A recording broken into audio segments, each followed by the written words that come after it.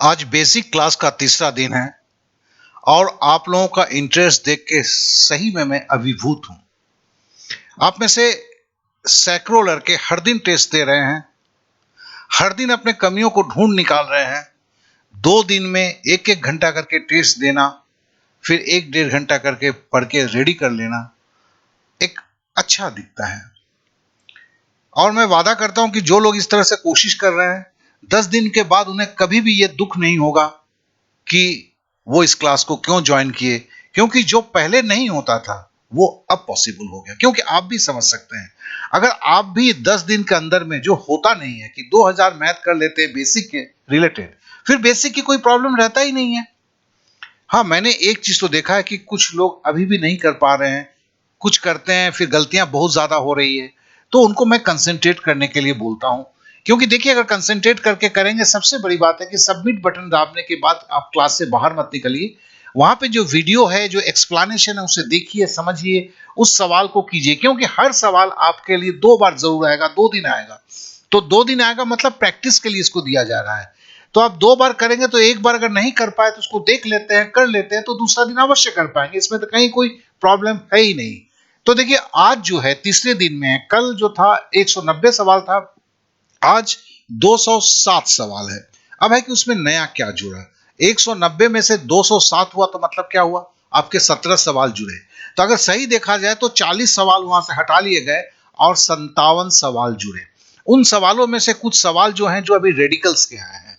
आप देखिए, ये 2√3 + 3√3 है।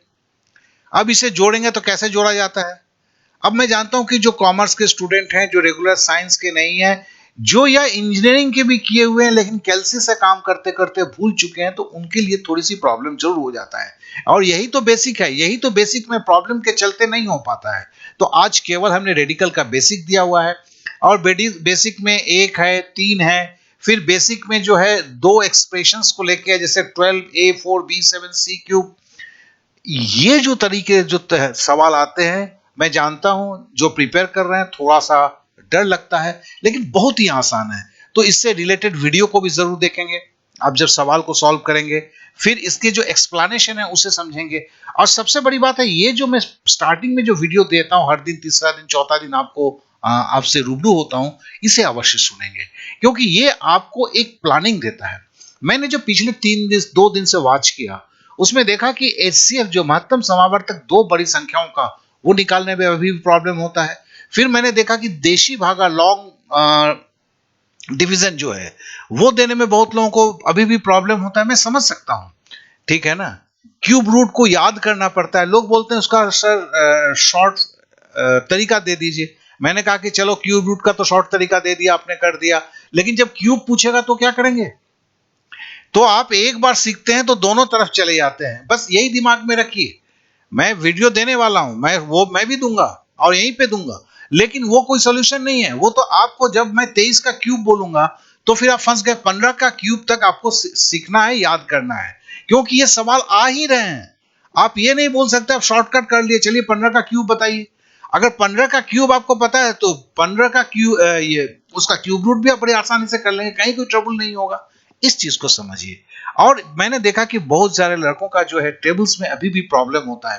अभी तो मैंने समय दिया, आपको गुणा करने का मौका है, तब जाके प्रॉब्लम होता है। अब समय को धीरे धीरे, समय को थोड़ा कम करूंगा मैं।